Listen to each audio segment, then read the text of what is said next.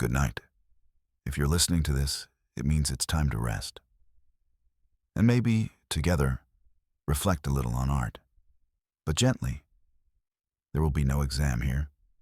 No correct answers. Only soft words and thoughts. When we speak about art, we usually imagine something grand, something important, unreachable, almost intimidating. Art, with a capital A. But, let's be honest. In truth, art, as a universal concept, doesn't really exist. What exists are artists. Once upon a time, they picked up bits of red ochre from the earth, fragments of charcoal, and drew on cave walls. Bison, hunters, their dreams.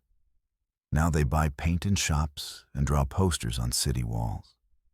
They create storefront displays, book illustrations, film posters. They paint, sculpt, assemble. They are still artists. Different. Real. So maybe art is simply what they make? Without the anxious sparkle in the eye and the rigid, that's not art. Have you ever heard someone say, "It's pretty sure, but it's not art"? Or, "You like that? Well, that's just because you don't understand it." But let's exhale. Taste, memory, pleasure. If you like a painting because it reminds you of a familiar landscape, or because someone in it looks like a friend, what's wrong with that? Your feelings aren't false. They are yours. Sometimes we turn away from a painting. It disgusts us, frightens us, irritates us. And that is a sign, too. Perhaps the art isn't bad. Perhaps it just hurts to look at. And that's worth noticing. Beauty is a complicated thing. Most of us enjoy seeing beautiful things. A landscape, a face, light, color. Rubens painted his son with love and wanted us to feel that love. And Dürer, he drew a portrait of his old mother. Wrinkled, wasted, not to shock, but because it was true. He loved her, and he said it in lines. If you turn away for a moment, then look again. Perhaps you'll see more than just decay. Perhaps immense tenderness, expression, and quiet sincerity. Some artists shout, "Look, feel." That's how Guido Reni painted. His crucified Christ looks straight at you, as if saying, "Mourn with me." And others stay silent, primitive, medieval, restrained. But if you look closely, they feel just as deeply.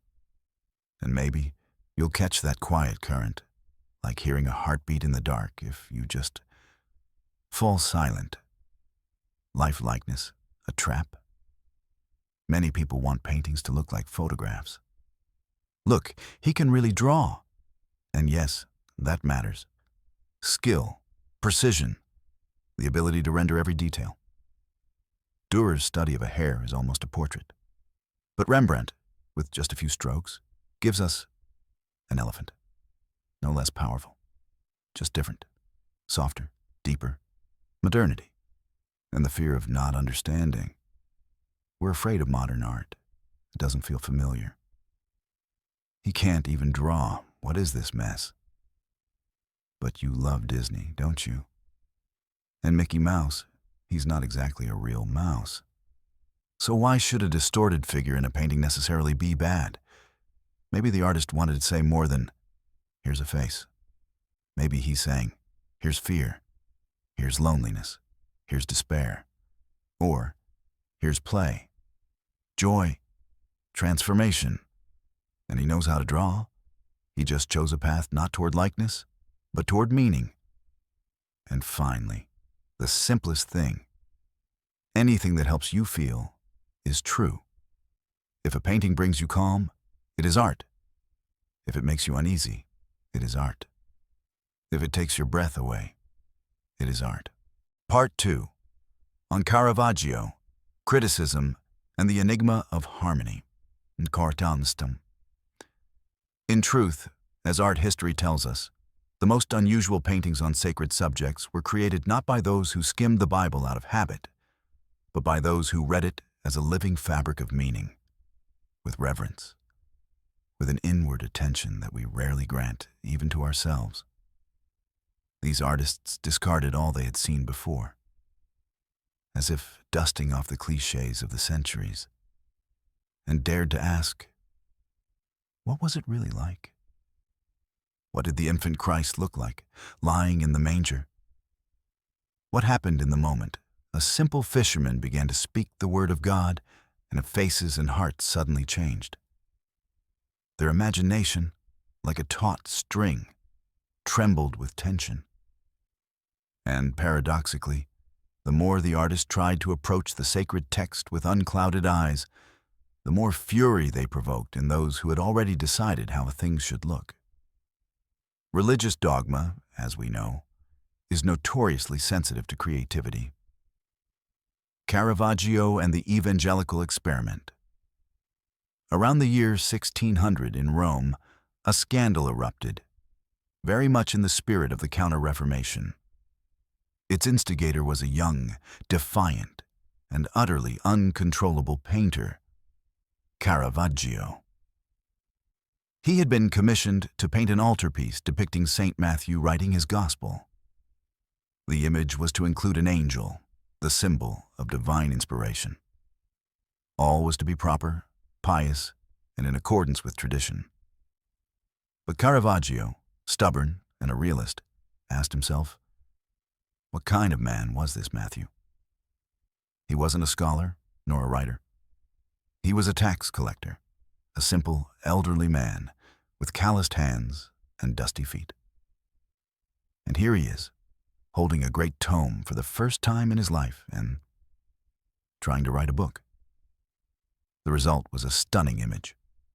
Bald, awkward Matthew, barefoot and coarse, clumsily grasping his pen, while the angel, young, delicate, almost childlike, gently guides his hand, like a teacher with a child. This wasn't just artistic innovation. This was biblical truth, lived and translated into the language of painting. The church was horrified. Too human, too real. The painting was rejected.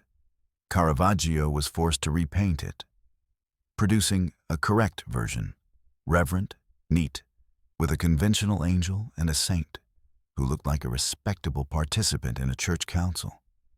A fine work, but without the previous honesty, without the truth. This episode reveals something essential. Criticism born not from truth, but from fear of the new, destroys. It destroys not just images, but the inner freedom to see differently. Art is not a relic, it's work, it's life. Museums would have us believe that paintings are sacred objects, to be encased in golden frames, under glass, far from the reach of human hands. But originally, painting was a form of engagement, exchange, reflection. The artist was not floating in the clouds. He bargained with patrons, made compromises, argued, put down his brush, and then picked it up again. He thought about how to place a figure, how to distribute light, what to do with that tree in the background, leave it or paint it out. Every decision was made by a living, thinking, often tired human being. And yes, he might agree to a revision out of politeness, or fear, or money. That's how paintings come to be, not from heaven, but from earth. And here lies the paradox. What we call high art is born from utterly earthly concerns. This is not mysticism. It is work. Difficult, excruciating work, demanding not only inspiration, but also discipline, patience, and a touch of madness. What does it mean to get it right? You may not be a painter. You don't sketch, but surely you know that feeling. Something's off. When you're arranging flowers, decorating a cake, choosing earrings to go with a dress, and then, click, everything falls into place. It's right. A small aesthetic orgasm. And you know, add a little more, and it'll be too much.